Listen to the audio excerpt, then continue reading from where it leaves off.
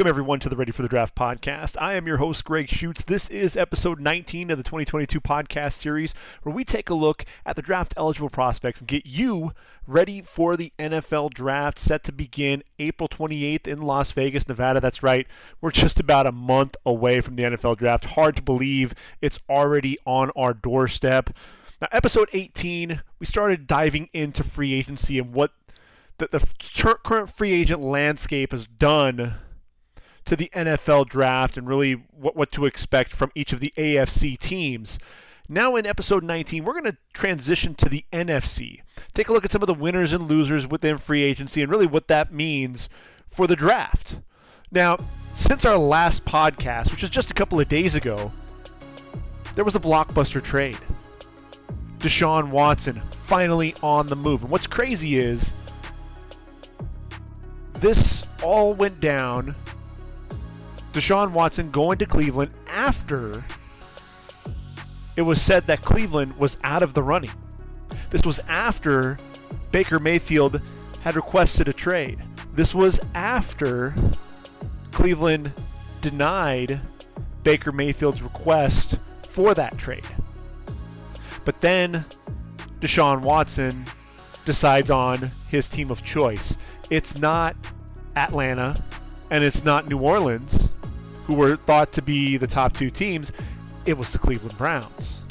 And so then the trade happens. We now have 3 first-round picks headed to Houston in exchange for Deshaun Watson. So you look at Nick Caserio. He not only has the number 3 overall pick in this year's draft, but he also has the 13th overall pick. Cleveland now, Baker Mayfield is going to get his wish. He will get a trade.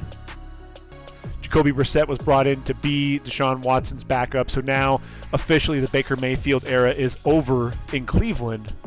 And the question then becomes, where does Baker Mayfield go?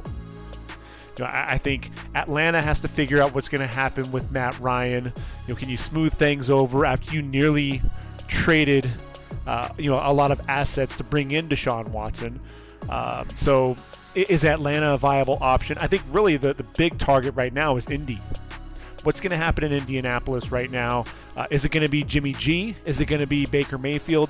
We know with Carson Wentz being traded to the Washington Commanders, they need a quarterback. They need someone under center. I think whether it's Jimmy G or Baker, I think Indy's going to end up making a trade and getting it done.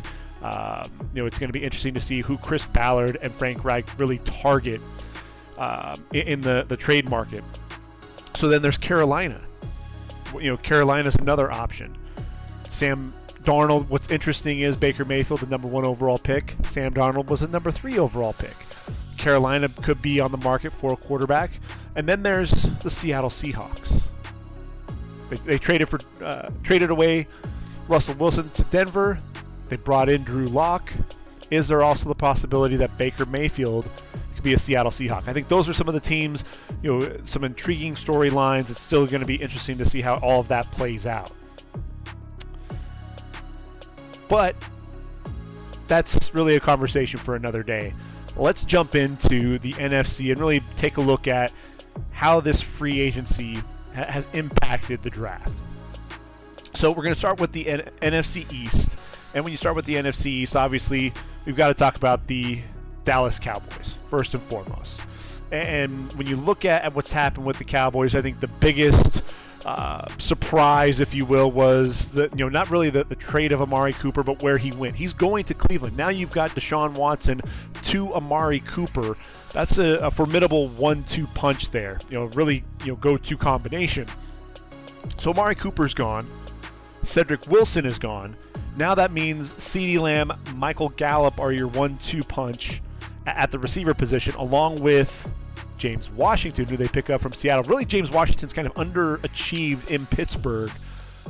So it's going to be interesting to see if he can kind of resurrect his career in Dallas. I think the Cowboys now are going to need to target another receiver. Noah Brown, Simi Fehoko, TJ Vasher also on the roster, but those guys don't really move the needle. I think Dallas is going to have to find another receiver to fit in with this group.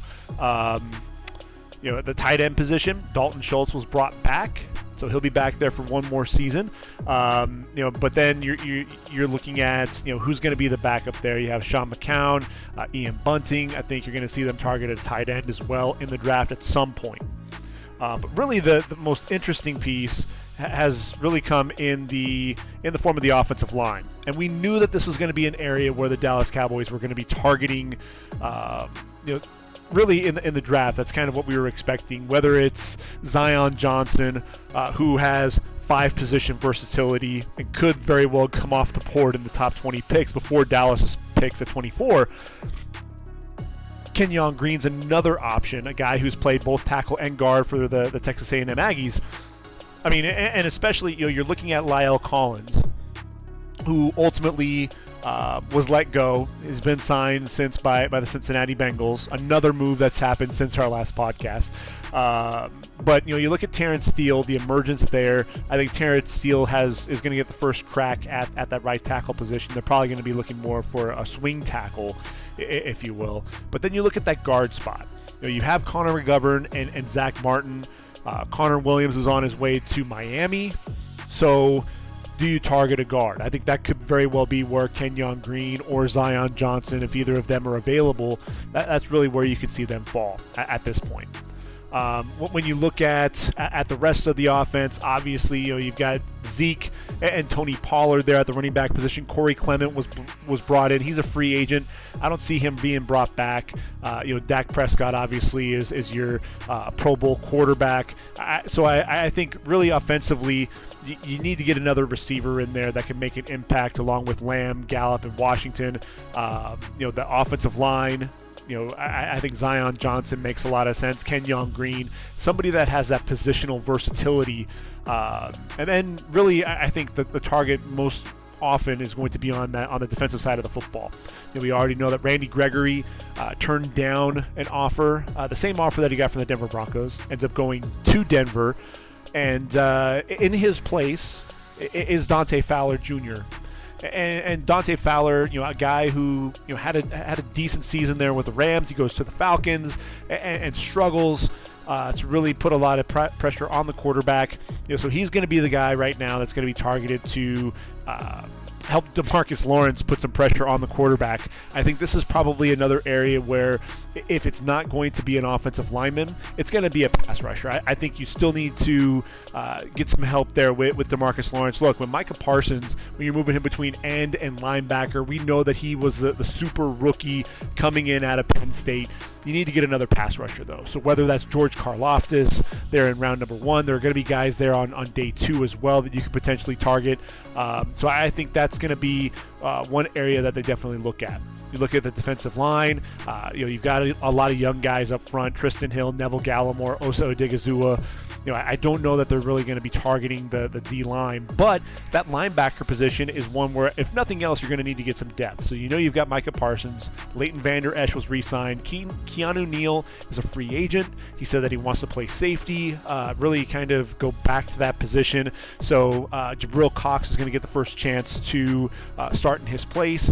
But I think there's an opportunity there to also target a linebacker, in the first 2 days of the draft. And there are plenty of guys that are going to be out there that you could target on day 2 of the draft. When you look at the linebackers, even on day 3, I mean, whether it's Brian Asamoah to Leo Chenal is more of an inside backer, but there are guys to be had. Some guys that you could target. Drake Jackson, really more of a 34 outside linebacker, but still a guy that you could potentially look at. Leo Chenal, guy that mostly plays inside, but could potentially bounce him outside.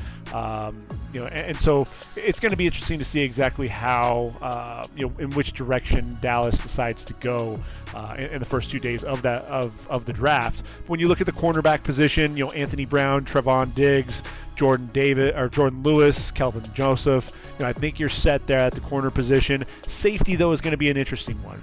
Malik Hooker was re-signed. DeMonte Casey, Jaron Kearse, both free agents, may not come back. I think safety is going to be that other position to watch out for with Dallas. If Dallas doesn't bring anybody in, that's going to be one that you're going to really be looking at. And that safety position on day 2, obviously you're going to be talking about guys like Daxton Hill and Jaquan Brisker. Jalen Petree's another name to get used to as well. You're going to be looking for some of those strong safeties. Brian Cook out of Cincinnati is a guy that I think you could see them targeting. Same with Nick Cross. Nick Cross just has the feel of a Dallas Cowboy prospect. So it's going to be interesting to see how all of this plays out. But offensively, I think receiver, tight end, O-line, specifically that guard position, also a swing tackle. And then defensively, got to get shore up that pass rush, get another pass rusher in there in the first 2 rounds of the draft. If you're not going George Karlaftis, as I mentioned earlier, then maybe an Arnold Ebiketie out of Penn State. It could be a guy that you're going to look to target there in round number 2, possibly even have to trade up to get him. Boye Mafe out of Minnesota could come off the board in round 1. If he's sitting there on day 2, I'd see if I could trade up and get him. There's Myjai Sanders, Cameron Thomas, Sam Williams. So there are going to be other names on day 2, but I think Dallas has to come away with at least one pass rusher. And then obviously linebacker and safety are going to be the other 2 positions that Dallas will be targeting in the draft. And honestly, I think they probably look defense heavy, depending on how comfortable they are with the offensive line.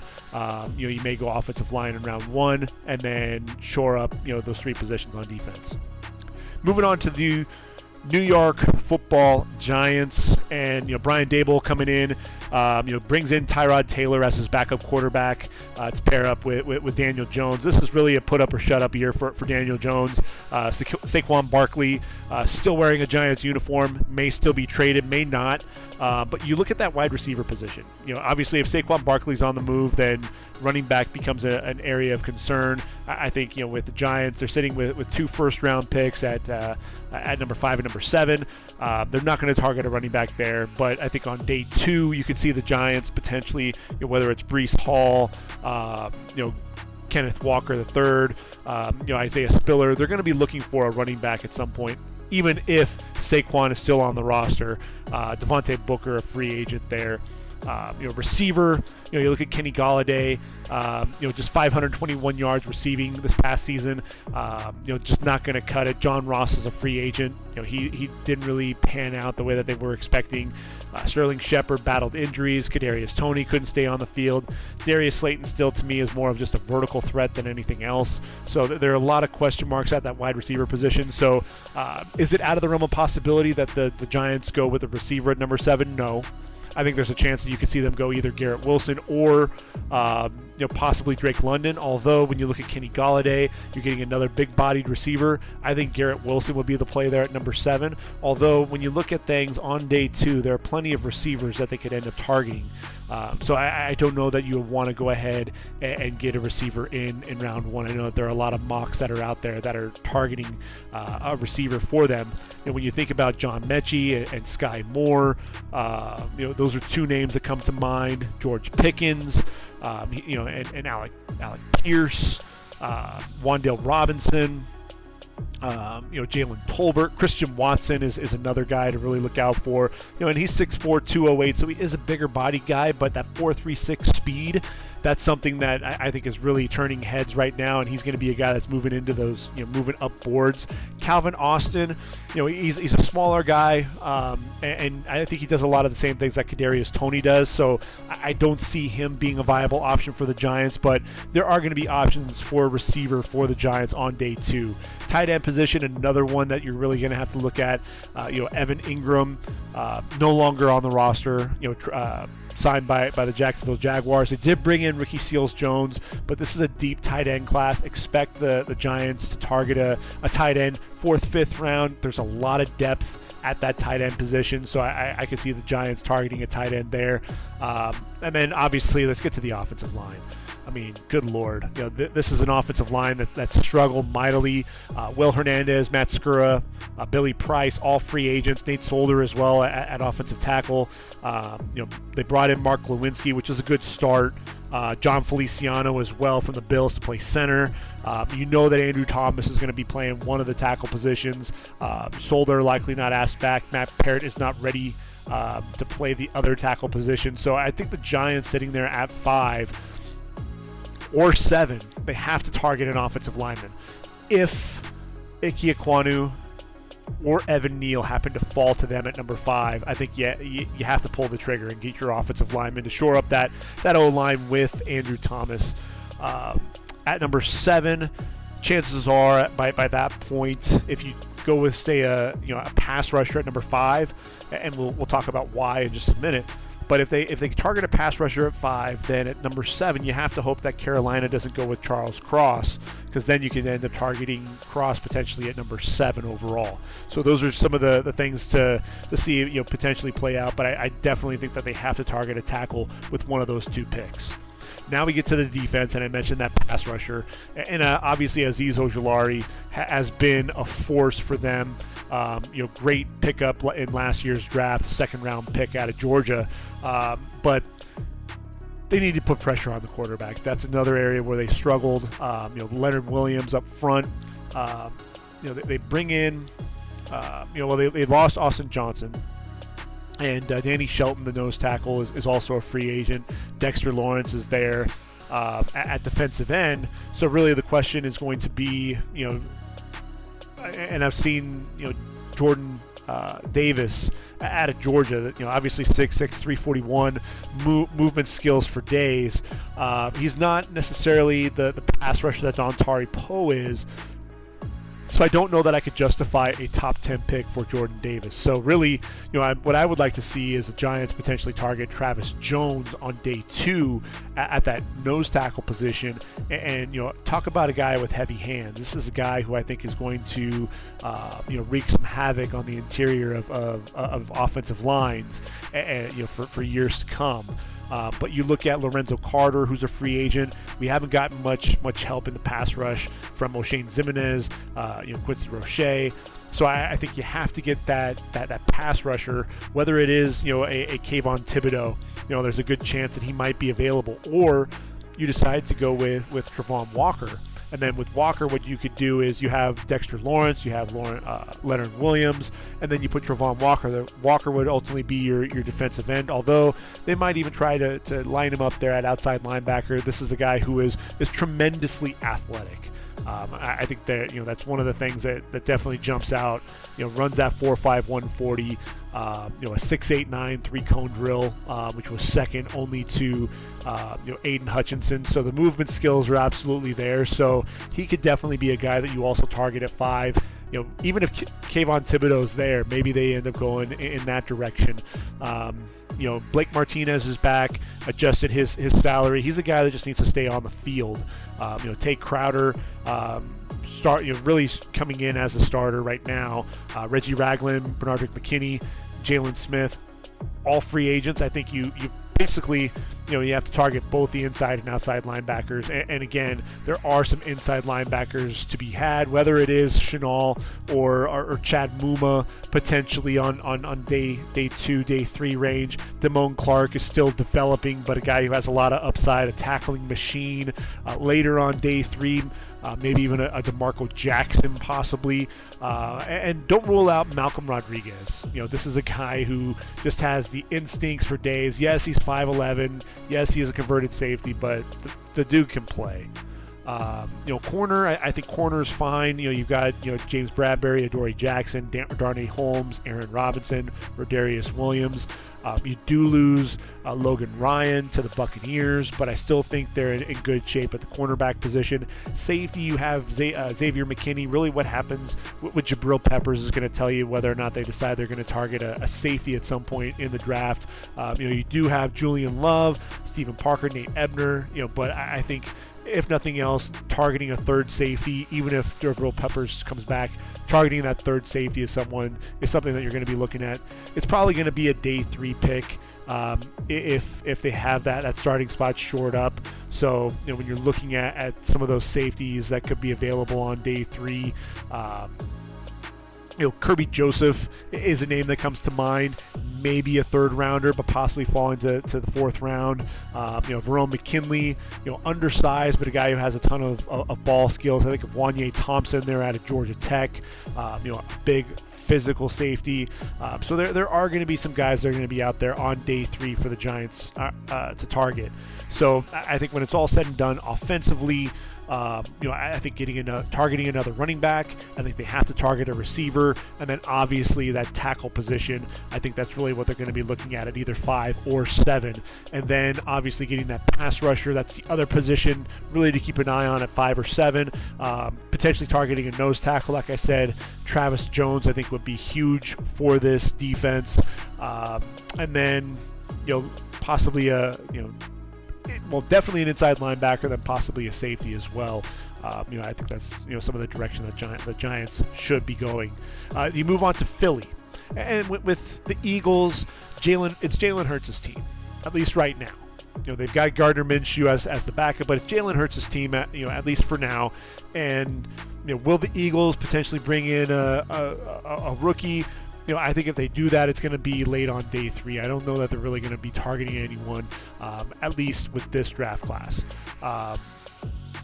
Jordan Howard was a free agent, but look, this is where they've got Miles Sanders, Kenneth Gainwell, Boston Scott was re-signed, so I don't think Jordan Howard's coming back. You look at that receiver position though, and I know that they just drafted Devontae Smith with 3 first-round picks, 15, 16, and 19. The Eagles, it will behoove them to get another receiver. Get some more weapons around Jalen Hurts. Jalen Reagor's been a bust to this point as a first rounder from a couple of years ago. You look at Quez Watkins, has been a nice surprise. J.J. Arcega-Whiteside, just hasn't really panned out. Greg Ward was re-signed. So you got to get some pass catchers in there.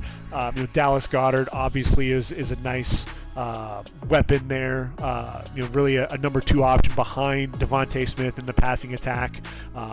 Potentially another tight end in this draft class to compete with Jack Stoll for that backup tight end spot. When you look at the offensive line, obviously you've got one of the best tackles in the game in Lane Johnson on the right side. You've got Jordan Mailata and Andre Dillard battling it out at the left tackle spot. At guard, Landon Dickerson's manning one spot. You've got Isaac Somalo at the other guard spot. Jason Kelsey's decided to come back. He's playing another year at least. And so it'll be interesting to see what happens with Tyler Linderbaum. I know a lot of people are worried about the shorter arms, really short arms for him. But look, he's still an athletic center. I think he's still in play, possibly at 19. But really, if you're looking at that offense, that receiver spot has to be one of the targets of their 3 picks in round number 1. Defensively, this is where I think you're gonna see quite a bit of focus. Yes, they brought in Hassan Reddick, a guy coming home. This was a guy who played his college ball at Temple.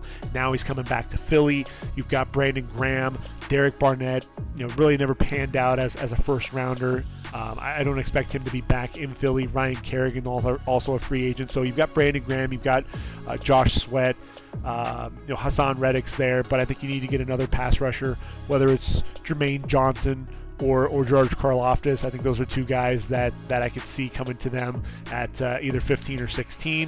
Defensive tackle, Fletcher Cox ultimately was brought back. You've got Javon Hargrave. They picked up Milton Williams. Martin Lentuli-Pelotu is also on that line. I think you may see another D tackle brought in with this group. That linebacker spot, T.J. Edwards, an overachiever there. And then at outside linebacker, you've got Davion Taylor, Jannard Avery's a free agent. Hassan Reddick, coming in, it definitely helps. But the linebacker position, I think you're going to see multiple picks here. Maybe not in round number 1. Look, they haven't drafted a linebacker in round 1 since, I believe, 1979. And I want to say it was Jerry Robinson at UCLA. So I don't envision them taking a linebacker here, although when you've got Devin Lloyd sitting there and you've got Nakobe Dean sitting there, it'd be very tempting for the Eagles to go after either one of those guys. Are they a true Mike in a 43 defense? Maybe not, although that's really what you saw Devin Lloyd there at Utah. for at least part of the season. And so it's going to be interesting to see exactly how all this plays out for the Eagles there at that linebacker spot. But don't rule out Devin Lloyd or Nakobe Dean, likely 16 or 19. I think that's really a possibility. You look at the cornerback position. That's another area, and I'm looking at Trent McDuffie. And look, if Derek Stingley happens to fall, because I think the consensus is that Ahmad Sauce Gardner is going to be likely a top 10 pick. He's not going to get past the Jets there at number 10 more than likely. So if there's a chance that Derek Stingley falls, and if he falls to 15, expect the Eagles, they jump on that pick. But if not, then I think Trent McDuffie is a guy that you're going to see come off the board to Philly. And the reason why I look at Darius Slay, he's been the consummate professional. Steven Nelson's a free agent. They really need to, Avonte Maddox is the nickel. They need to get another guy that can go in there and play opposite Slay. And I think, Trent McDuffie is absolutely that guy. Safety, it really kind of depends on what happens with Rodney McLeod. You've got Marcus Epps there who's filled in. But, if Rodney McLeod leaves, then there's a chance you could see them go safety as well. This could also be potentially a spot where Matt Araiza, you could see him come off the board possibly in round 6. Look, when you've got a guy that's averaging 51.5 yards per punt, changing the field position is something that you're definitely going to be thinking about. But if I'm the Eagles defensively, I've got to get pass rush help. I've got to address that linebacker position and obviously that cornerback. So if we're talking about 15, 16, 19, if I had to guess, you go defensive end, or pass rusher, possibly Jermaine Johnson right there. George Karlaftis is the other name that I think will probably be there. You could at 16 potentially target a linebacker, like I said, with Devin Lloyd and Nakobe Dean, but I think this is going to be a receiver, and Drake London could be there. Garrett Wilson potentially could be there. And Chris Olave is another name. I think Jameson Williams battling back from that knee injury. He may slide a little bit. The last name, Treylon Burks. And when you think about him, you think about a guy who could potentially be used a lot like Deebo Samuel. So you put him in an offense with Jalen Hurts. I think that would really be a lot of fun to watch as well. So don't rule that one out. And then at 19, Tyler Linderbaum, there's a possibility, but I think I'm looking at Trent McDuffie. I think that's a guy that has to be going there. So 4 positions that I can really see them going after, with those 3 picks. And I think Philly, those 3 first rounders, you have to hit on all 3 of those if you really want to really move this franchise forward. Washington Commanders, first year with the Commander name, and Carson Wentz is brought in as the quarterback. Didn't even have to give up their first round pick, sitting there at number 11. So really that rules out taking a quarterback with that number 11 pick. I think when Washington looked at these quarterbacks, they realized that they don't have a guy who's a bona fide, guaranteed surefire franchise quarterback, so they make the deal for Carson Wentz. They bring back J.D. McKissick in the backfield with Antonio Gibson and Jarrett Patterson. I think you're okay at that running back spot, but receiver, they need to get more receiver help.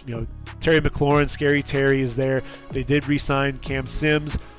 Adam Humphries is a free agent. You've got Curtis Samuel, De'Ami Brown on the roster, but I think you could use a little bit more firepower at that receiver position, possibly a bigger body. Antonio Gandy-Golden hasn't panned out.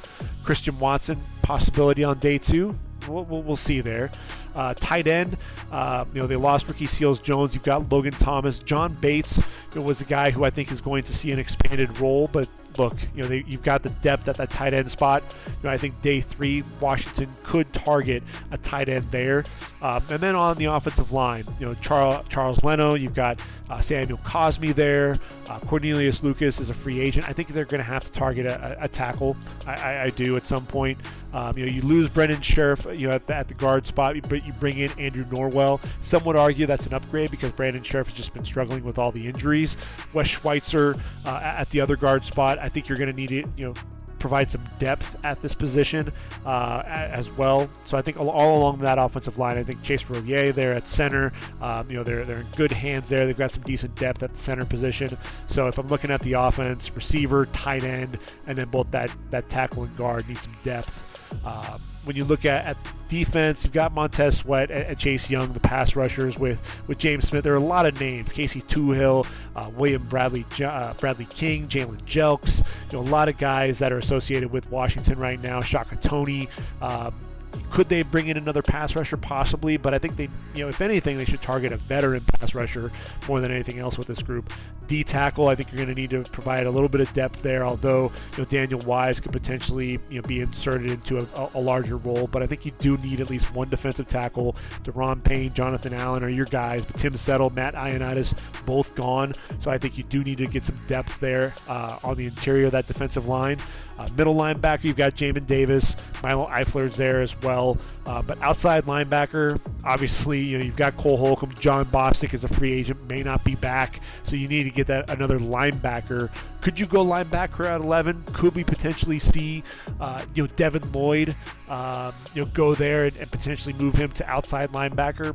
Possibly even move him into the mic and move Jamin Davis, outside. It's a possibility. But when you look at that cornerback position, Danny Johnson, Darrell Roberts, Torrey McTyer, all free agents. You've got William Jackson, Kendall Fuller, Benjamin St. Just. I think there's a chance that you could, if Derek Stingley is sitting there, I think that's the guy that you target to really round out that group. At that cornerback spot. And then at safety, you've got Cameron Curl, Bobby McCain, Landon Collins was let go. I do think they're going to need to target a safety at some point. If somehow Kyle Hamilton falls to 11, I think that's another guy that you're going to see them target. So it'll be interesting to see how that plays out. So defensively, if you're scoring at home, I think they do need to get a defensive tackle. I think they need to address the linebacker position, corner, safety. I think there's some movement there with Washington. And look, they had a decent defense a season ago. It was the offense that struggled. Now with Carson Wentz in there, get some more weapons around him, make sure that he's protected up front, and then really, identify some of these key areas on defense. Moving on to the NFC North, and we're going to start with the Chicago Bears. A team that, obviously you've got Justin Fields as your quarterback. Andy Dalton, is a free agent, likely not back. So you're going to have Nick Foles more than likely as your backup. And then at the running back spot, I think they're fine. They brought in Darrington Evans as a free agent from Tennessee as kind of that third, fourth back with David Montgomery, Khalil Herbert, and Ryan Nall already on the roster. So that just adds to that depth. Chicago doesn't have a first-round pick. They use that in that trade with Justin Fields. So when you're looking at these, talking through this, you have to keep that in mind that, hey, you're really going to be talking about their draft starting on day 2, unless there's something that the Bears like that they might be able to trade back into round number 1. But, likely, at least starting out, we're talking about day 2 on. The receiver spot, obviously with Allen Robinson gone, Jakeem Grant gone, they needed some more firepower. They bring in Byron Pringle and Equanimeous St. Brown. Both of these guys are nice, nice gets, but they're guys who aren't going to move the needle, at least in terms of being a wide receiver 1. They've got Darnell Mooney there as well, who's still at best going to be a 2 or a 3. Byron Pringle, likely, hey, he could be a number 2 potentially, but he's not going to be a number 1. They're on day 2. Christian Watson is the guy that I think if the Bears want to go receiver on day 2, that's going to be their guy. You look at tight end, Cole Kmet, is going to be your starter. You've got Jimmy Graham and Jesse James free agents. I think they do target a tight end. likely on day 3. And when you're talking about day 3 tight ends, we've been talking about this for a while, but a lot of the tight ends, Daniel Bellinger is a guy that I really like. I think the blocking ability, better athlete than a lot of people were giving him credit for. Charlie Kolar is going to be there on day 3. James Mitchell, Cade Otton potentially either in that 3rd, 4th round range. Jeremy Ruckert's another guy that's going to be there. I think when you're talking about the tight end spot, I think Trey McBride's going to be your number 1 guy. I think you got Greg Dulcich after that, and then it's really kind of up in the air. It's really what's going to fit. You might like it Isaiah Likely, a guy that's going to get vertical. You got Jake Ferguson out of Wisconsin. Really the jury's out with him. Some people love him, some people hate him. I think he's a good receiver, a good blocker. But a day 3 pick. Jalen Weidermeyer is a guy who I wanted to see more from him as a blocker. And then look, when you're talking about a tight end with 9 drops, 8 or 9 drops in 2021, that's just not going to get it done. I think that's one of the things that really shies me away from Jalen Weidermeyer, which means his draft stock could come down, which means it may be right in where the Bears are ready to go after another tight end. Grant Calcaterra is another guy who I think could be available there in round number 4. When you're looking at the tackle position and really that offensive line in general, Jason Peters is a free agent. I think they may want to bring him back. The question is going to be whether or not Tevin Jenkins, Larry Borum are ready for prime time. You do have Jermaine Ifedi who has that position versatility to play both tackle and guard. Cody Whitehair, Luke Patrick was brought in as well to play that guard position, but losing James Daniels definitely hurts. You got Sam Mustipher at center, potentially bringing a guy to battle Mustipher for that starting spot. I think you need to definitely add some depth pieces here up front defense on that offensive line. Defensively, you look at Akeem Hicks. If you can't bring him back, that's obviously going to be an area you're going to have to replace him. When you look at this group, Eddie Goldman was let go as well. Angelo Blackson right now starting in the nose. If we were to start today, Justin Jones brought in at defensive end. Margus Hunt potentially as your defensive tackle. So obviously up front defensively, they're going to be guys that you're going to need to target early. When you look at the linebacker position, Alec Ogletree, a free agent, Christian Jones, a free agent, Danny Trevathan's already gone. You do have Roquan Smith. So, and Nicholas Morrow was brought in. Al-Qadim, Muhammad is there. You have Robert Quinn as a pass rusher. But look, I think you need to get some guys that can put pressure on the quarterback. I look at a guy like Nick Benito, who I think could potentially transition to a 34 defense and be just fine at that outside linebacker position. At 6'3", 248, I think he would need to put on some size. Otherwise, when you look at Drake Jackson out of USC, another guy that I think would be a nice fit for the Bears, if they're targeting that pass rush on day 2. You look at the cornerback spot, I think that's probably an area that they're not going to address, at least early on. You've got Jalen Johnson, you've got Kendall Vildor, Duke Shelley along there. There are a lot of young guys to this group. They may potentially target a nickel. Safety, Eddie Jackson, we know they're good there, but then Deshaun Gibson, Dion Bush are free agents. If they can't bring those guys back, then you could definitely see Chicago targeting a safety. So it's going to be interesting to see exactly how that plays out for Chicago on that defensive side of the ball. I think up front, linebacker, getting a pass rusher, there's really a lot of work to be done here in Chicago. Not having that first round pick definitely hurts. But I think we need to see some more movement from Chicago in free agency. See if they can bring in another veteran pass rusher and maybe another veteran up front to kind of get things going. You move on to Detroit, and this is a team. Look, I know that they struggled mightily, but this is a team that played really hard for Dan Campbell, and I think the future is bright for Detroit. You've got Jared Goff sitting there as your quarterback, and look, I think he's a bridge quarterback. I really do. I think ultimately what we're going to see is Detroit draft a quarterback. Is it going to be at 2? Is it going to be Malik Willis? Some people think it will be, but I think that's a little bit too rich for Malik Willis. This is a guy who needs to sit some considerable time before he's ready. And I don't think he's quite the prospect that Trey Lance is.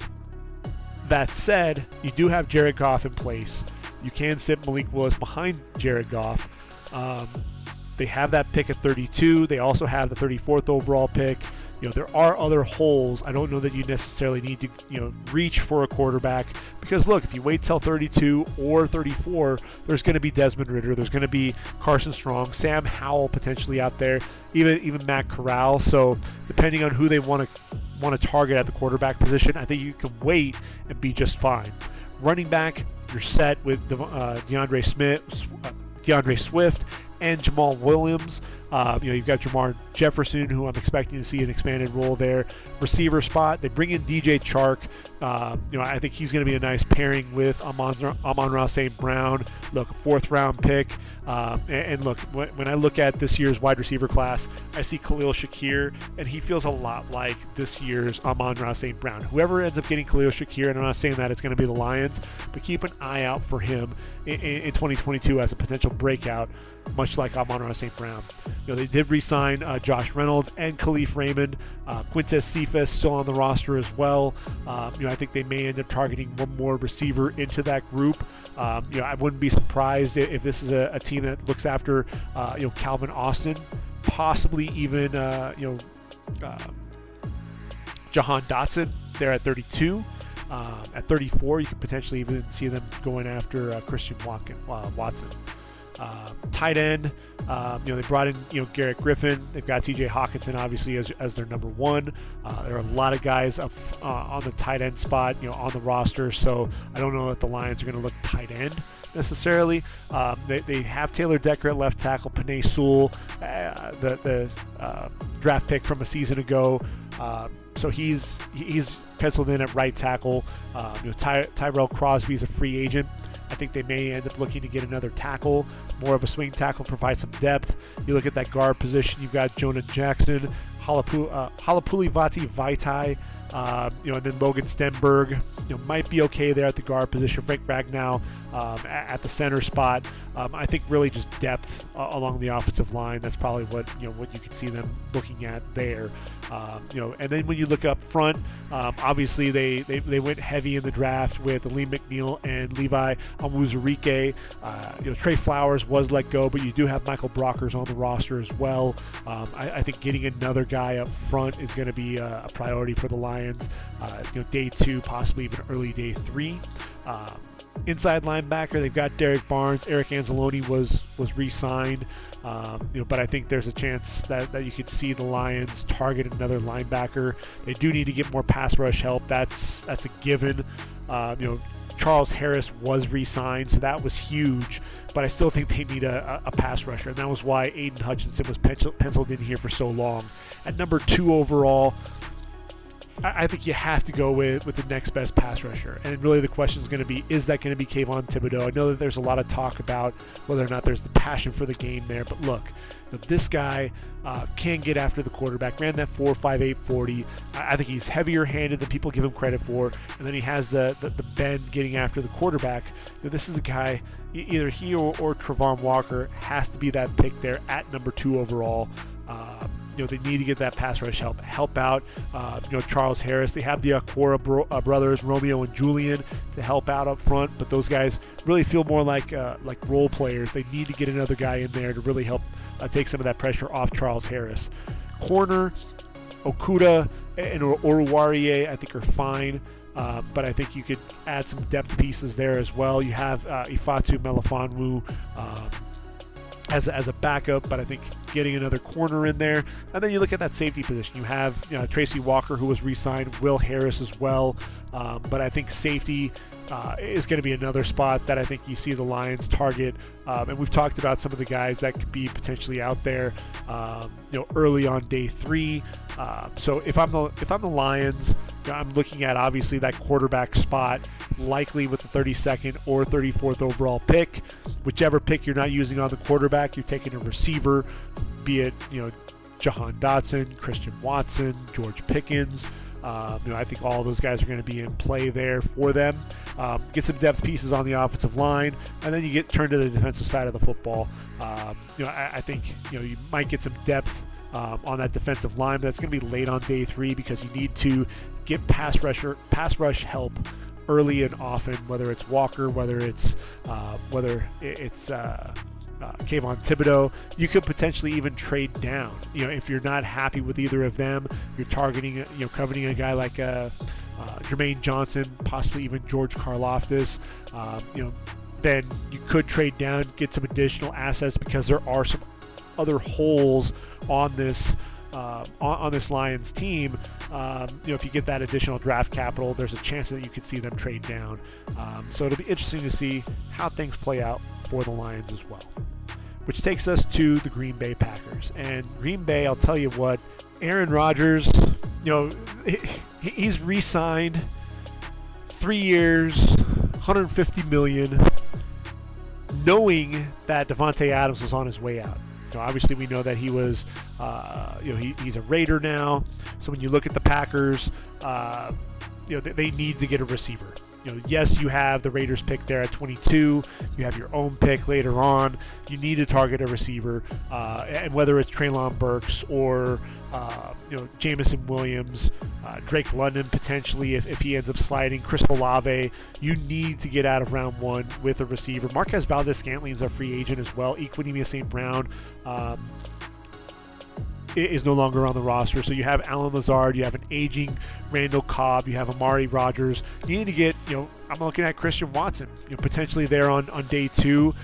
Would be another guy. I think you end up seeing the Green Bay Packers double up. Now, I know that they haven't drafted a receiver in round one since Javon Walker, but I think this is the year to make that happen. So if you're looking, who would be a receiver that they would target later on, whether it's Ty Freifogel out of Indiana, potentially on day three. I think that's a realistic get for them. I think you look at George Pickens, the 6'3", 195-pounder out of Georgia. He'd be a guy on day two that I think they could target. Even Jalen Tolbert on day three, 6'1", 194. I think those are all guys that I could potentially see the Green Bay Packers going after, but they have to come away with some pass catchers for Aaron Rodgers. Tight end. Look, Mercedes Lewis, the ageless wonder, is still there, but I think they need to get another tight end to groom to replace Mercedes Lewis. Offensive line. Billy Turner, Dennis Kelly, both free agents there at that tackle position. You've got David Bakhtiari, Josh Nijman. So I think you definitely have to get a tackle. Possibly a day two offensive tackle is my guess. I think that's probably what you would have to look at. Whether it's Kellen Diesch, who's possibly a day three guy, but still a guy who has a lot of upside. Abraham Lucas is a guy that I really like. Guy who should be an ascending prospect. Even Nick Petit-Frere out of Ohio State, another guy that I think they could potentially target there on day two of the draft. And look, Tyler Smith is a guy who I think is an ascending prospect. And another name to watch out for as we move in, possibly late round one, but more than likely a day two guy. And I think if he does fall to day two, Green Bay may be in play with him. You look at Elgton Jenkins and Royce Newman, John Ryan at the guard spot. Now Lucas Patrick is gone. I think you need to get a guard as well. I think that's another thing. And look, when you're looking at this draft class for the guards, whether it's Jamari Sawyer or Sean Ryan, Justin Schaefer, there are a lot of guards. Chris Paul's a guy on day three that you could definitely target. There are a lot of guards that I could see Green Bay definitely targeting. Center, Josh Myers, you're good there. Defensively, can we get some help for Kenny Clark, please? Please. I think that's really one of the things. I think you target a receiver. You potentially go with a guy up front. DeMarvin Leal doesn't feel like he's a round one guy any longer. I think he's fallen to day two. And so there's possible value for Green Bay if they decide to go after him on day two. I think Logan Hall is another guy that I'd like to see them potentially go after. 6'6", 283. He'd be very intriguing there, playing alongside Kenny Clark. Tyler Lancaster's a free agent. Dean Lowry up there. I think they do need to get an upgrade along that defensive line to help out Kenny Clark. Obviously Devondre Campbell was brought back. Chris Barnes is there. I think you still need to get another athletic inside backer to help out Campbell. And then you look at the pass rush help. You've got Rashawn Gary. You've got Preston Smith. Whitney Merciless is on the roster. Now that Darius Smith is gone, he hasn't signed with Baltimore yet, but at least he's not on the roster currently. I think you have to think about getting another pass rusher. Like I mentioned, Drake Jackson and Nick Benito are two guys that definitely come to mind that could fit in Green Bay's scheme as well. You look at the cornerback spot, and you've got Eric Stokes, you've got Jair Alexander, Rasul Douglas. I think if anything, they're going to be targeting a nickel. I look at Chandon Sullivan. I thought he struggled. I think that's going to be an area that Green Bay needs to get better at. And then getting another safety in there to play with Darnell Savage, Adrian Amos. And look, Corey Bojorquez is a free agent. Again, I'm going to keep pushing Matt Araiza. That's a guy, 5th, 6th round. We can see how punters can change the game and flip that field. And that field position is key. Matt Araiza is a guy. Don't sleep on him. He's going to be a punter to watch out for years to come. Minnesota, Kirk Cousins back again. Kevin O'Connell decides, hey, Kirk Cousins is going to be my guy. He's got Kellen Mond as his backup. You're set at running back. You've got Dalvin Cook, Alexander Madison, Kenny Nwangwu. Wide receiver, I think you're okay as well with Jefferson and Thielen and Osborne. Smith-Marset showed some flashes. You've got Olabisi Johnson as well. At tight end, Tyler Conklin is gone. You've got Irv Smith Jr. who's taking over there. Christopher Herndon's on the roster. But I think, again, with his tight end depth, expect the Vikings to go after a tight end, possibly, more than likely on day 3. You look at the tackles, you got Christian Darrisaw from last year's draft, Brian O'Neill at right tackle, but I think you need to get another tackle in there, especially if Rashad Hill isn't brought back. Guard spot, you've got Ezra Cleveland and Wyatt Davis. Dakota Dozier, free agent yet again. I think this time he's probably not brought back. So again, depth is going to be key up front on that offensive line, especially now as well. Mason Cole is gone. You've got Garrett Bradbury at center. So the starters, I think you're okay, but you got to get some depth. When you look at defensively, you got to get some pass rush help. You've got Daniil Hunter and DJ Wonham, but I think you absolutely have to get another pass rusher. If you're sitting there at 12, Jermaine Johnson's there. I think that's got to be your guy. You've got Harrison Phillips at D tackle. Michael Pierce is gone, so Dalvin Tomlinson really emerges as the nose. But with Sheldon Richardson a free agent right now, Jalen Twyman will be penciled in as a starter at defensive end. So I think up front you've got to definitely address that defensive end position unless you're happy with where you're at with Twyman. I think you've got to definitely get a playmaker there. You bring in Jordan Hicks to pair up with Eric Kendricks. I think that's nice. The question is whether or not Anthony Barr is going to be brought back. I'm not sure that's going to happen. So getting Jordan Hicks is definitely a big win for them. At corner, Patrick Peterson, Mackenzie Alexander, both gone.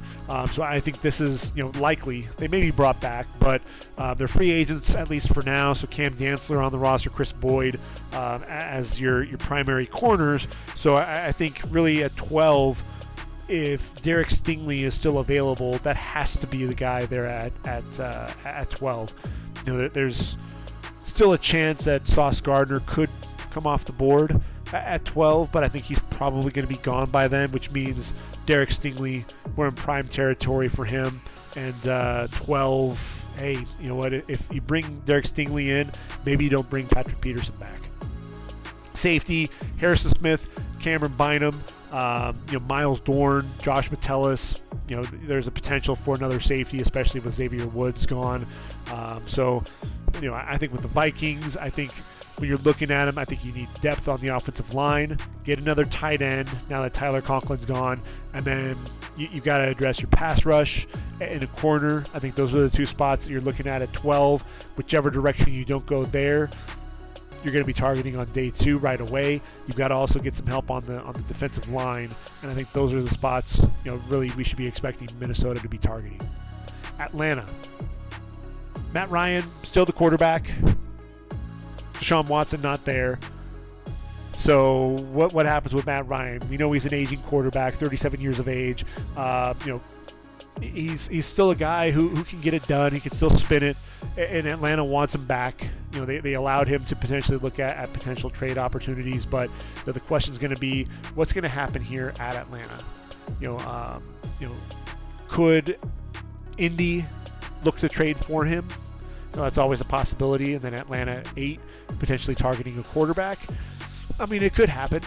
But I think, in all honesty, it's probably not going to happen. I think, if anything, what you're looking at with Atlanta is targeting a quarterback on day 2. And again, I've mentioned those names, whether it's as Desmond Ridder, Sam Howell, Carson Strong. I think Carson Strong will be an interesting one there with Matt Ryan. At the running back spot, you bring in Damian Williams, you re-sign Cordero Patterson, Mike Davis. And so you don't have that traditional running back, but you do have Cordero Patterson, who's been a weapon and proven. Receiver spot, obviously at number 8. If I'm Atlanta, my wide receiver 1 is Drake London. Take Drake London to be your number 1 wideout, because Calvin Ridley suspended for at least 2022. Russell Gage also gone with the Tampa, which leaves Olamide Zaccheaus as your number 1 wideout right now. So you gotta, I think they're gonna at least double up at the receiver position, and I think Drake London would be a nice start. Imagine Drake London and Kyle Pitts. That's really a formidable duo, if you will. Hayden Hurst no longer on the roster, so I think you do see another tight end brought in, likely a guy who can specialize, in blocking, but also be able to catch some footballs out of the backfield. Again, Daniel Bellinger is a guy for me is kind of a sleeper, if you will. So I think mid to late day 3, Bellinger could potentially be a guy there. I think Jake Ferguson could be another one, a solid blocker. When you look at the tackle spot, Jake Matthews was re-signed. You've got Caleb McGarry, but with Jason Spriggs, a free agent, I think you could potentially see them target a swing tackle, although Elijah Wilkinson was also brought in. At the guard spot, you've got Jalen Mayfield and Chris Lindstrom, and then Matt Hennessy at the center spot. So I think you're good, at least with the starters. You can see them provide some depth. Defensive end, you've got really up front defensively. You've got Grady Jarrett, Taquan Graham right now. Jonathan Bullard is a free agent. I think you do need to help Grady Jackson out up front. You've got Mike Pennell there at the nose tackle. You need to get some other guys that can help Grady Jarrett really push the pocket. And obviously with Dante Fowler gone, you only, this is a team, I think, 18 sacks, I want to say off the top of my head, which puts them down at the bottom, of the league in pass rush. So at number 8, if you're not targeting a receiver, and I don't know why you wouldn't, you have to get pass rush help. You have to.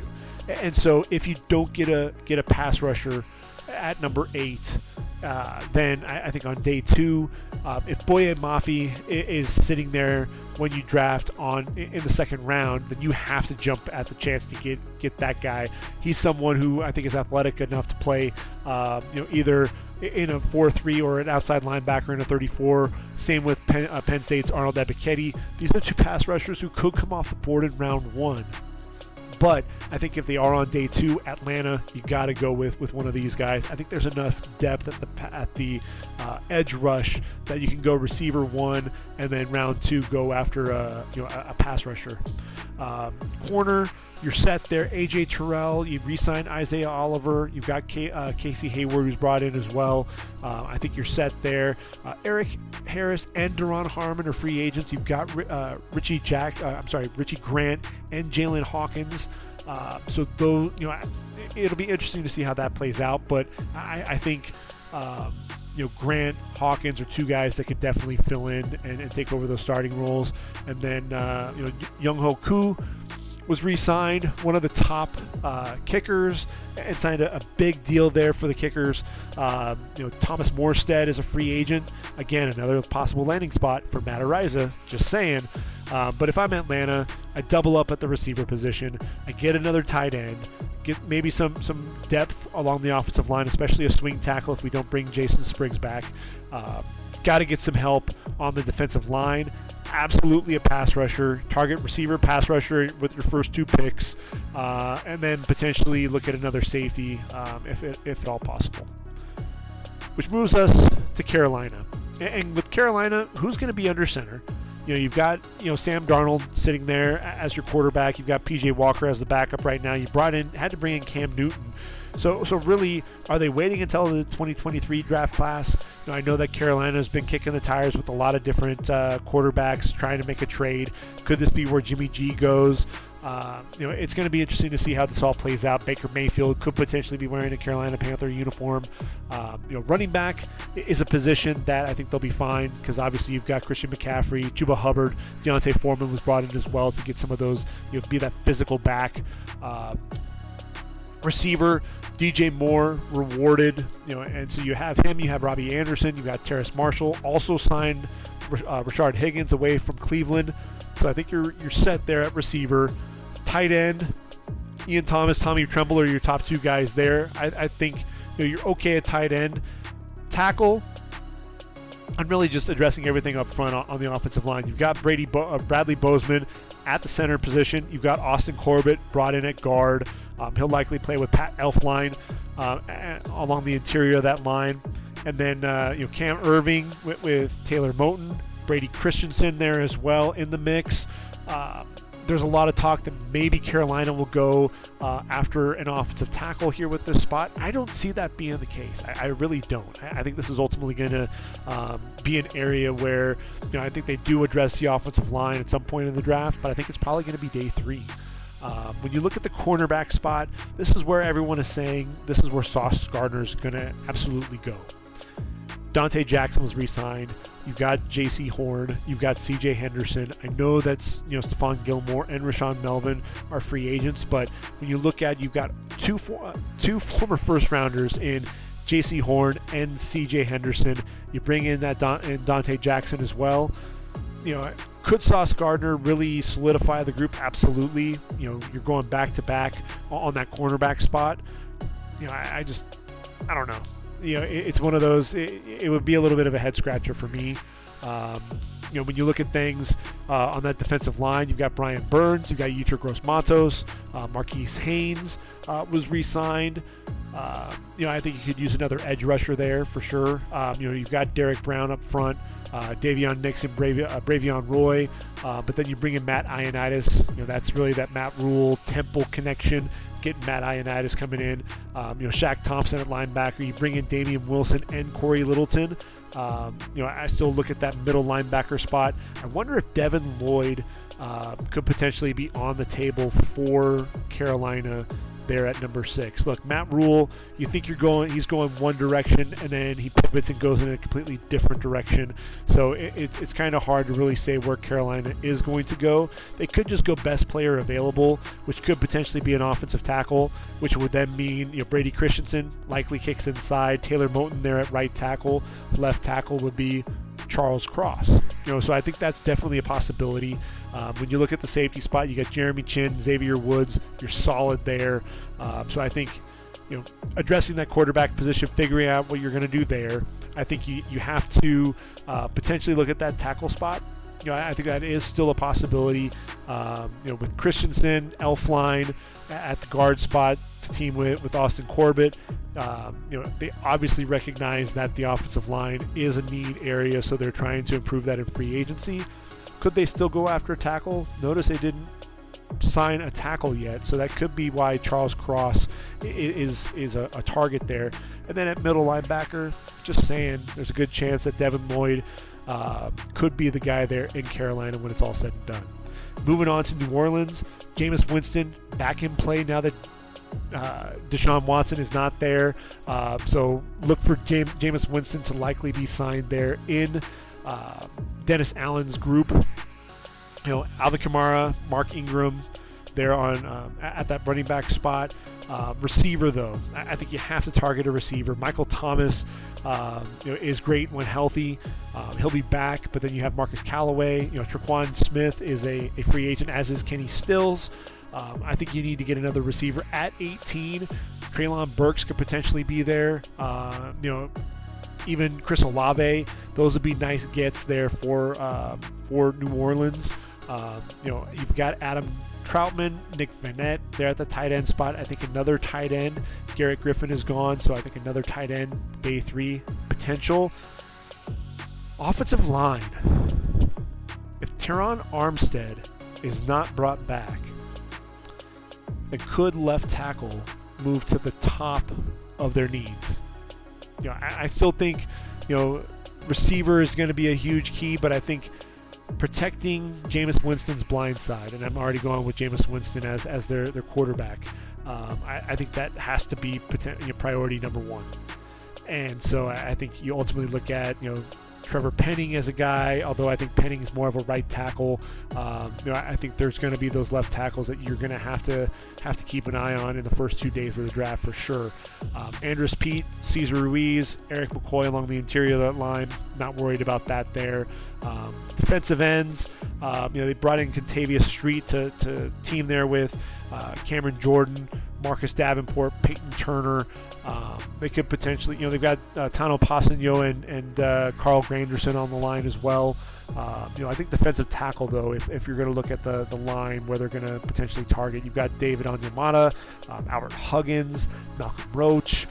So I think adding another defensive tackle makes a lot of sense. You look at that linebacker spot, I'd like Pete Werner to potentially fill that void left by Quan Alexander if he does leave in free agency.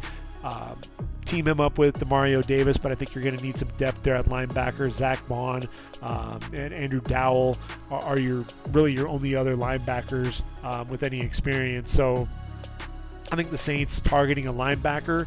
Then you look at that cornerback spot. You got Paulson Adebo and Marshawn Lattimore. Chauncey Gardner-Johnson, is he a safety? Is he a nickel? You can do a little bit of both. You've got Ken Crawley, Bradley Roby. I think they're okay at corner. Safety, you've got Marcus May that you brought in. You got Malcolm Jenkins, Chauncey Gardner-Johnson again.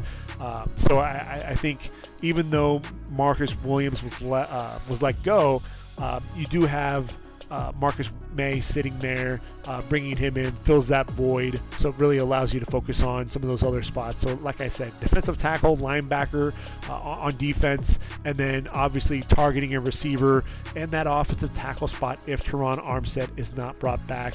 And then obviously at the quarterback spot, Jameis Winston likely going to be the guy there, so you may be able to move on from that quarterback spot. Although don't rule out the Saints targeting a quarterback at some point. Is this going to be where Kenny Pickett goes in round 1? I don't think so, especially if they need a tackle. And you also need to bring in another receiver. But I could see the Saints on day 2 target a quarterback. Sam Howell is a name that I'll just throw out there. Tampa. TB12 is back. Just after he announced his retirement. Doesn't stay retired for very long. He's back. And then you saw the Tom Brady effect with obviously Chris Godwin getting paid. He gets his money. Russell Gage brought in as that number 3 wide receiver behind Godwin and Mike Evans. Brashad Perriman's on the roster. You've got Tyler Johnson as well.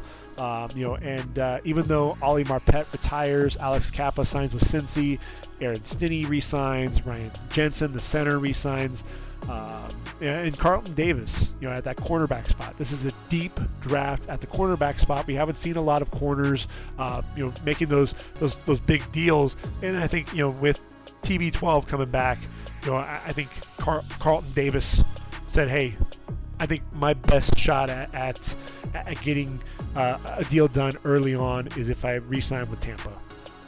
Running back spot has to be addressed. You've got Keyshawn Vaughn on the roster, but look, Leonard Fournette, Ronald Jones II, Giovanni Bernard, all free agents. I think Tampa will be looking at that running back spot, potentially target a running back in the draft if they can't bring some of these guys back. Although I could see, because Brady's back, you could see at least 1 or 2 of those running backs re-signing. Receiver spot, I think you're set, even with Cyril Grayson stepping in as well, Jalen Darden, Scotty Miller, you're fine at receiver. Tight end, if Gronk comes back, then I think you're okay. That tempers the need there a little bit because you have Cameron Brate as well. OJ Howard is gone. He went to the Buffalo Bills, so you could potentially see them target another tight end. I could definitely see that. You look at that offensive tackle position, Donovan Smith, his play has kind of been up and down. I think you could potentially see them go after another tackle and address that position at some point. Shaq Mason, they traded for him. He's the guy who's familiar. Tom is very familiar with Shaq Mason, so I think Brady might have been in their ear bringing Shaq Mason over from New England. Aaron Stinney as well, but I could see Zion Johnson if he falls. I don't see him falling this far, so I honestly think that they're going to target a corner. Although you do bring in Logan Ryan. Logan Ryan could potentially play safety, fill that void that Jordan Whitehead left when he moved on to the Jets. So Logan Ryan at safety with Antoine Winfield. You've got Carlton Davis. You've got Sean Murphy-Bunting at the nickel. But you've got to get a corner to address Jamil Dean. I think you need an upgrade over Jamil Dean at that other cornerback spot. So I think this is an area that you could potentially see Kyler Gordon go. I think that's a name that sticks out for me for Tampa. I think that'd be a nice pickup for them. You've got Joe Tryon and Shaq Barrett there at the outside linebacker spot, depending on what happens with JPP. And look, Tom Brady effect, he could come back. But if he is gone, I think you need to get some additional pass rush help. Devin White, Levante David, you're set at inside linebacker, although you could use potentially some depth. Defensive tackle with Rakeem Nunez-Noches backing up Vita Vea. I think you're fine there. Defensive end, though. Ndamukong Suh is a free agent. Steve McClendon also a free agent. You've got William Golston on the roster, but I think that defensive end spot's another area that's a key spot for Tampa to keep an eye out for. Tom Brady effect. Ndamukong Suh could very well come back, but I think that's still needs to play out. I think safety you're okay because you've got Ryan Winfield and Mike Evans there. So when we look at it, obviously that running back spot needs to be addressed. Potentially another tight end, get a guard for sure, and potentially another tackle, depending on what happens with Josh Wells, who can fill in there as that swing tackle. I think you need to get another tackle there, potentially challenge Donovan Smith for a starting spot. Defensively, get a defensive end. I think you need to get some additional pass rush help if JPP isn't brought back. Get a corner to upgrade over Jamel Dean. And really, if you're sitting there, Tampa first round pick, I think corner's probably going to be your likely go-to. And then finally, we go to the NFC West, and we start off with the Arizona Cardinals. Kyler Murray is there. He's still there as the quarterback. I know there was some talk about some grumbling, some dissatisfaction, the maturity and all of that. Look, they hugged it out in Arizona. Steve Keim and Cliff Kingsbury, Kyler Murray. Look, Kyler just wants to get paid. I think that's really what all of that was about. Chase Edmonds is gone, but James Conner re-signed. We've got Eno Benjamin. I think they do target another running back in the draft. AJ Green is a free agent, may not be back. So you've got DeAndre Hopkins, you've got Rondale Moore, Greg Dortch, and Antoine Wesley. So I think you do need to get another receiver. I know Andy Isabella was asking for a trade. I think you need to get a third wideout. When I look at this team, whether it's Calvin Austin, on day 2, or potentially a John Mechie's another guy that I've mentioned in this podcast. Sky Moore is somebody that I could see them going after. Wan'Dale Robinson, possibly. Justin Ross, could be a guy that you take a flyer on day 3. Jalen Tolbert's a nice get as well.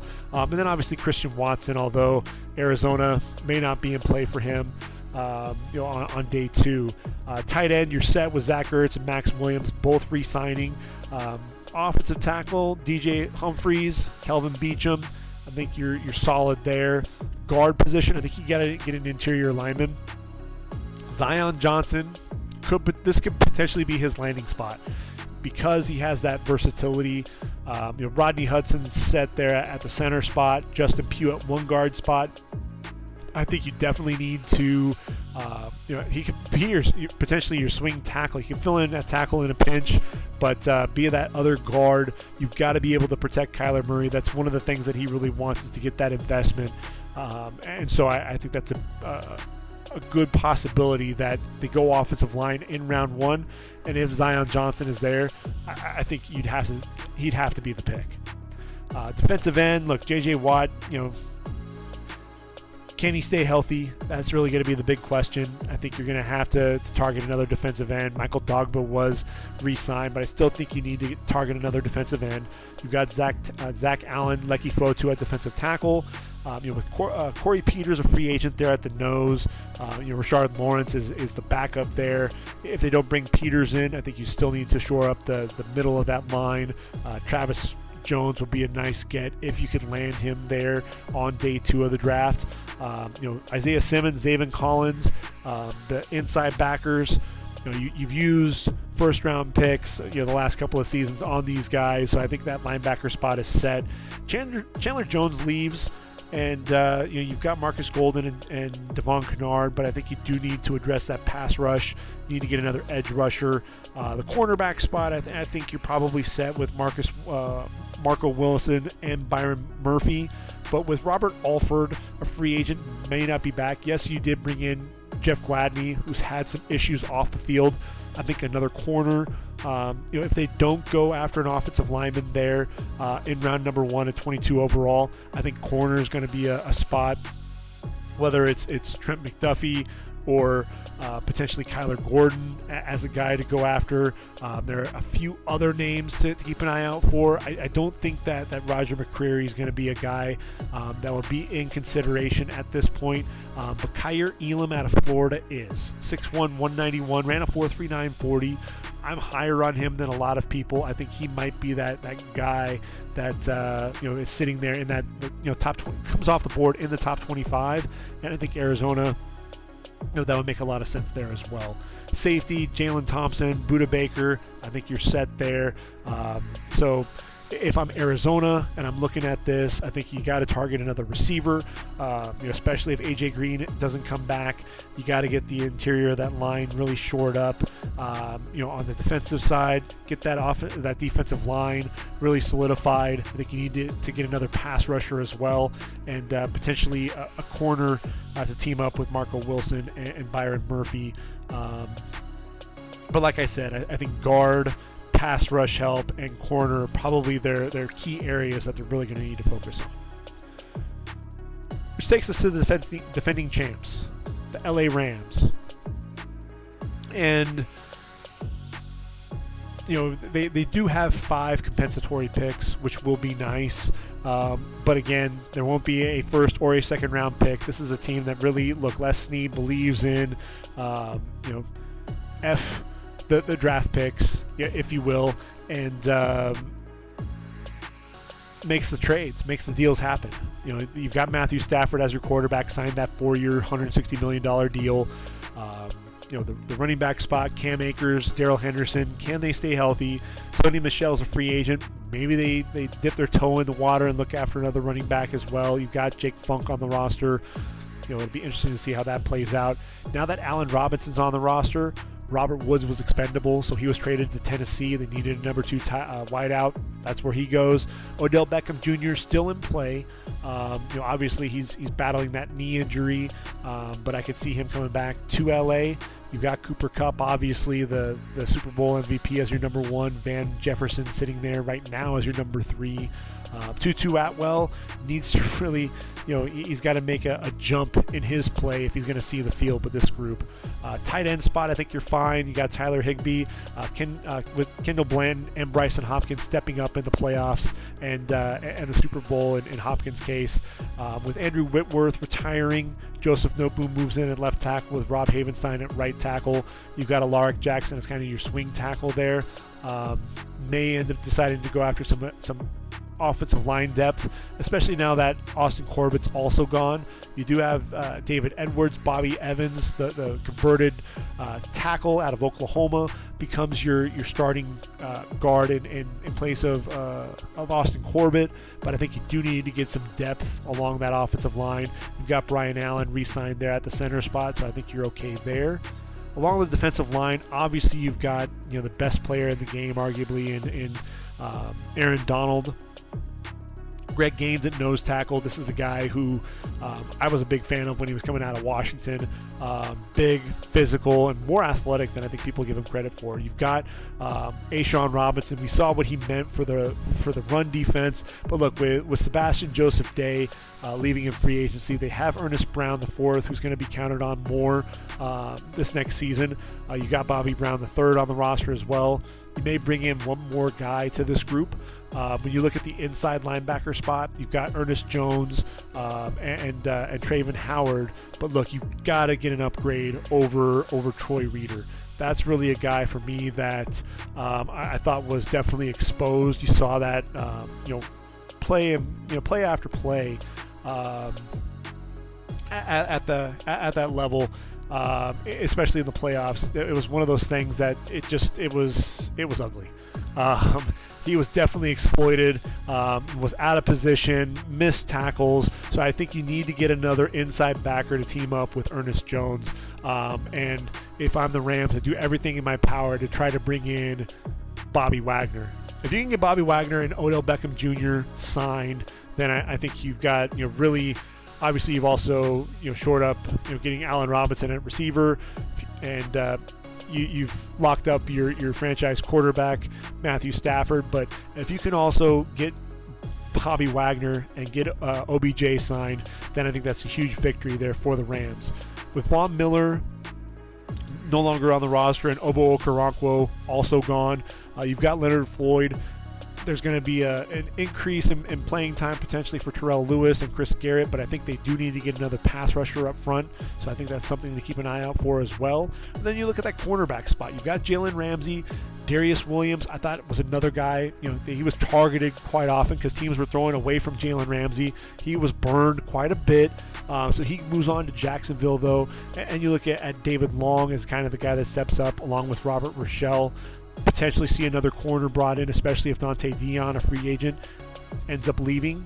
That safety spot just riddled with injuries, and that's why Eric Weddle had to come in. But look, he's retired and he's gone. So you look at Taylor Rapp and Jordan Fuller and Nick Scott and Terrell Burgess. I think you're okay at the safety position. Matt Gay, your kicker, but then Johnny Hecker was let go. Matt Ariza, I'm going to mention it yet again. Imagine, you leave, one of the more consistent punters with Johnny Hecker, potentially bring in Matt Ariza. I think that'd be huge for the Rams if they're able to do that. You imagine him flipping the field there, and you get Aaron Donald bearing down your neck inside the 10-yard line. I think it's something for the Rams to consider there as well. So if I'm looking at things, if they don't get OBJ, then I think you do potentially look at another receiver. Obviously some depth along that offensive line for sure. I think you get another guy up front defensively. You have to target an inside backer, get some pass rush help, maybe another corner. But look, the Rams don't have very many picks. So you could potentially just see them go with the best player available. But that defense, the offense, there's a lot of firepower there. So I think defense is going to be a big target for the Rams in the draft.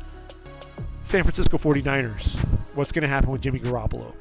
I think Indy, we talked about it. Indy, Carolina, are definitely targets potentially. Even, maybe Atlanta, although, with Matt Ryan likely there, I think they're probably going to bring in a younger guy. It's Trey Lance's team. It's just a matter of where Jimmy Garoppolo is going to end up going. Elijah Mitchell was a huge breakout star. He's going to be your starter there. Raheem Mostert is gone, off to Miami. Jeffrey Wilson is a free agent. So you've got JaMychal Hasty that they re-signed. They've got Trey Sermon. I think you may see them go after another running back because, look, this is a team that likes the running back by committee.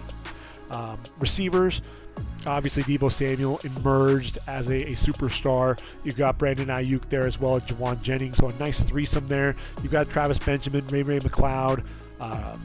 But I think you could potentially see them go after a receiver on day 3. I think that's a possibility. George Kittle needs some help at the tight end position. Charlie Warner. I just Ross Dwelly is a free agent. Jordan Matthews. They need another tight end. And I think this is going to be the draft that they'll be able to target that. We've mentioned a lot of the tight ends. Cade Otton is just a name that really sticks out to me as a guy that I can see the Niners going after, targeting potentially on day 2. Offensive tackle spot, you've got Trent Williams, you've got Mike McGlinchey. I think you're okay there, although you could provide some depth behind them. The guard spot, you've lost Laken Tomlinson. Tom Compton's gone as well. So it was Justin School and Daniel Brunskill, Aaron Banks, Colton McKivitz. There could be potential for depth at that position. Jake Brendel's backing up Alex Mack. Alex Mack is the veteran there up front. He's another guy that you could potentially see at some point. Do we need another center? It's a possibility that we could see them target a center at some point. When I think about centers, I think about Luke Fortner as a guy there on day 3 that you could potentially see them going after.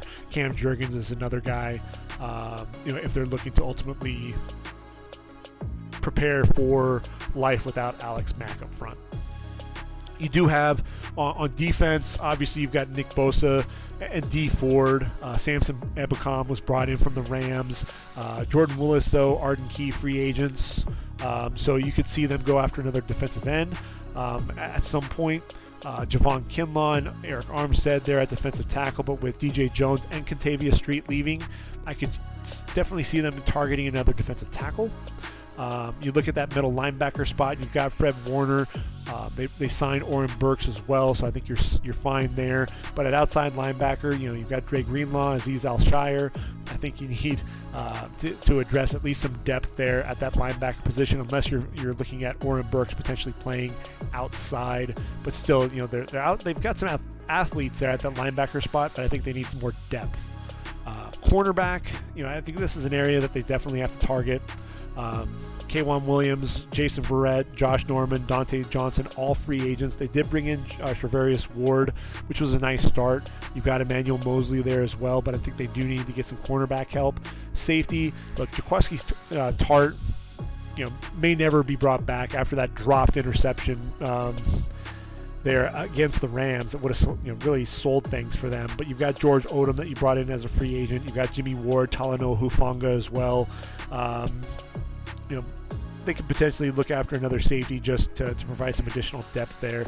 So if I'm the 49ers looking at things, potentially another running back, definitely another tight end, get some depth there along the offensive line, especially along the interior. Get another defensive end if you're not bringing back Jordan Willis or Arden Key. Some help, some depth at the defensive tackle spot.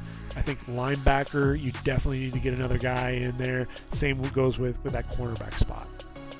Which then takes us on to the Seattle Seahawks, a team obviously big movers and shakers with the trade of Russell Wilson to Denver. You bring in Drew Lock, who's going to be your quarterback, likely going to be your, kind of a stopgap, and kind of be that filler until you ultimately figure out who your quarterback's going to be. Whether it is Baker Mayfield as that potential, I think you could also see Pete Carroll stay with Drew Lock for now, and then ultimately target quarterback in next year's draft. C.J. Stroud, Bryce Young. I think there's the potential is absolutely there. These are guys that are from California. Look, Pete Carroll, even though he's up in Seattle, still, from his time with the USC Trojans, has those connections with a lot of the schools there in Southern California. So, I could definitely see that being a potential for them. I don't see Seattle targeting a quarterback at number 9.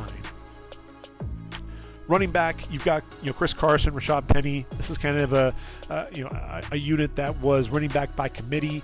Alex Collins is there as well. Adrian Peterson was on the roster. Maybe another running back. On day 3 potentially. You look at DK Metcalf. You've got Tyler Lockett, Freddie Swain, Dwayne Eskridge. But the rest of the receiver group, I think they may bring in another receiver to kind of push that group. Tight ends, Noah Fant was a part of that trade with Denver. Will Dissly was re-signed, so I think they're set at the defensive the tight end position. But you look at Dwayne Brown and Brandon Shell. What's going to happen at that offensive tackle spot? Because right now you've got Stone Forsythe and Jake Curran as your starters if you were to start tomorrow. So I think if you re-sign those two, that at least helps the situation. But I think, looking there at number 9, that offensive tackle position may be in play. And we expect Evan Engram, we expect Ike Ekwonu. I'm sorry, not Evan Engram, Evan Neal, Ike Ekwonu, Charles Cross, all to be off the board. Trevor Penning, possibility. So it's going to be interesting there if Dwayne Brown and or Brandon Shell aren't brought back. I think at number 9, offensive tackle is absolutely in play. You look at that guard spot, you've got Damian Lewis, Gabe Jackson, Phil Haynes. I think you're okay there. Austin Blythe was brought in as your center. And then you look at that defensive end position, in that 34 defense, you've got Shelby Harris, who's going to take over that position there. But I think you need to get some help. Robert Kimdichie, Carlos Dunlap, Kerry Hyder, all free agents. So I think you have to target that defensive end position. You look at defensive tackle, you've got Quentin Jefferson and Al Woods up front. Poona Ford is going to be your nose tackle, but I do think you need to add some depth, if nothing else, which takes us to the Leo. Man, Rasheem Green is a free agent. You've got Alton Robinson sitting there as well, but I think you do need to address that pass rush. And I'm looking at Jermaine Johnson. I think that'll be a huge win if they could end up bringing in Jermaine Johnson there. That'd be a nice get there at that Leo spot. Middle linebacker with Bobby Wagner gone. I think you have to get a linebacker. Is it going to be at 9? It's possible. I could, potentially see them. Pete Carroll loves the Pac-12, so I think if this is going to be a middle linebacker, we could see them take Devin Lloyd. I think that's kind of the, where I'm starting to lean a little bit more with them, just knowing Pete Carroll, how he is. He brought in Uchenna Nwosu from USC. He's got Cody Barton as a backup linebacker there as well. Ben Burke-Kirven from UW. Jordan Brooks was a first-round pick at that linebacker spot, and he's somebody that I think when you look at that, it's interesting, right? Jordan Brooks was kind of out of left field. People weren't really expecting him to come off the board at that spot. I think Devin Lloyd, people aren't necessarily expecting him to be that number 9 overall pick, but it feels like a Seattle pick, if I ever saw one. Because there is enough depth at edge rusher for them to say, okay, we'll target that in round number 2 and go after our inside backer right there, especially when you lose a guy like Bobby Wagner, who's been kind of the heart and soul of your defense for a decade. When you look at that cornerback spot, you've got Artie Burns that was brought in to really take the place of DJ Reed, Trey Brown, Sidney Jones, Marquise Blair. I think you could see Seattle target a corner at some point. Safety position, obviously, with Jamal Adams, Quandre Diggs, Marquise Blair has that versatility to also play safety. I think you're fine at the safety spot. So if I'm Seattle and I'm looking at things, I think just adding some depth at running back and receiver makes some sense. Obviously, we have to target that offensive tackle position. If we can't get Dwayne Brown and Brandon Shell signed, I think that has to become a priority. Up front defensively, I think you have to definitely add some depth there. Getting Shelby Harris in the trade absolutely helped from a that starter potential, but I think you still need to add some depth there. Pass rush help is definitely at a premium. Even if you do re-sign Rasheem Green, you have to get somebody to help at that Leo spot. Middle linebacker, if Devin Lloyd, I'm telling you, that feels like a Pete Carroll and John Schneider pick. Pac-12 ties as well. I could definitely see that happening. And then maybe some help at outside linebacker, although with Brooks, Nwosu, Taylor, Barton, I think they should be okay.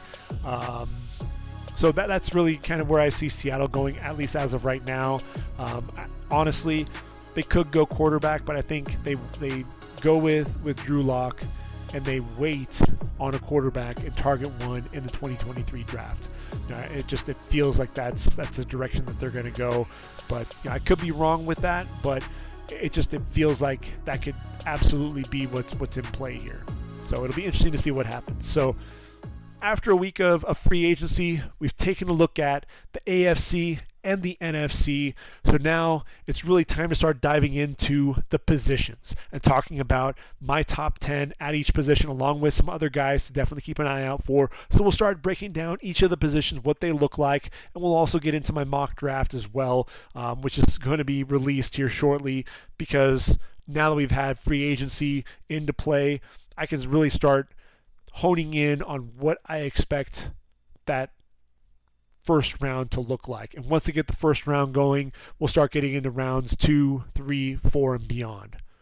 But first things first, we'll definitely start targeting some of the offensive positions. So we'll take a look at quarterback, obviously the skill positions on the offensive line before we talk about the defense, and we'll get through the edge rushers, the interior linemen, linebackers, and into the secondary. So lots to come, obviously leading up to the draft, end of April. We've got a lot to cover, so expect some podcasts to start coming out fast and furious. I'm excited. I hope you are as well. So until next time, this has been the Ready for the Draft podcast. I've been your host, Gregg Schutze. Make sure you check out readyforthedraft.com for all of my up-to-date rankings and for my next mock draft. And until next time, everyone, take care, have a great week, and I am